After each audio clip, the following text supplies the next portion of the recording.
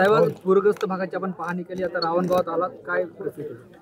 मी पूरग्रस्त गावाच्या पाणीसाठी आणि या भागातल्या लोकांना दिलासा देण्यासाठी एक प्रयत्न म्हणून मी या ठिकाणी आलेला आहे. येताना मी मुक्रमाबादला गेलो होतो. मुक्रमाबादलाही त्या ठिकाणी नदीच्या काठी अतिशय मोठं जनावरांचं नुकसान झालेलं आहे.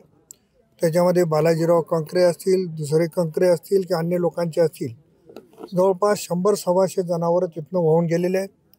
रावणगावमध्ये आलो, इथे तर अतिशय वाईट परिस्थिती आहे की याही ठिकाणी जवळपास 200च्या वर जनावरं वाहून गेल्याची मला माहिती या ठिकाणी इथल्या आमच्या गावकऱ्यांनी दिलेली आहे.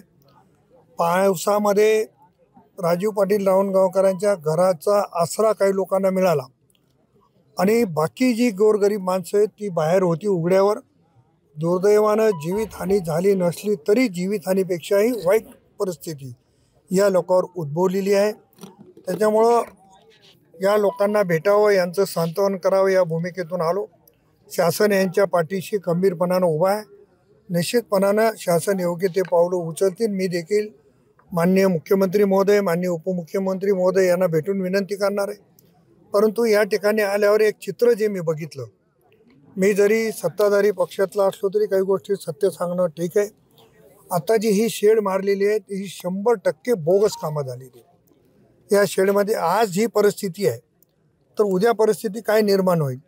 त्यामुळं ज्यांनी शेड मारले त्यांची चौकशी झाली पाहिजे.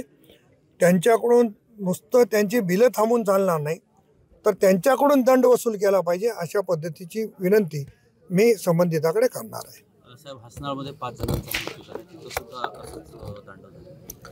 तर ही घटना अतिशय वाईट आहे.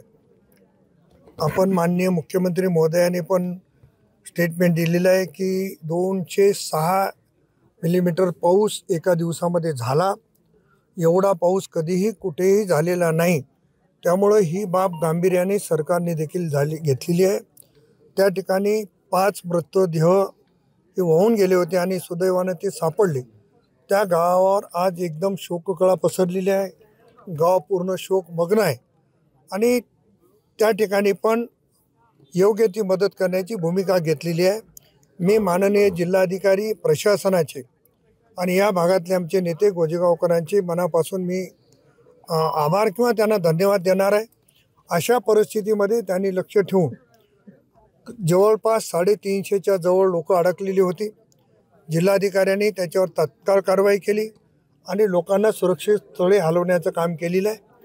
पंचनाम्याच्या संदर्भात माझी मागणी आहे की आता याचा आणि त्याचा नुकसानीचा पंचनामे न करता सरसकट 100% पंचनामे झाले पाहिजे आणि शेतकऱ्यांना मदत मिळाली पाहिजे.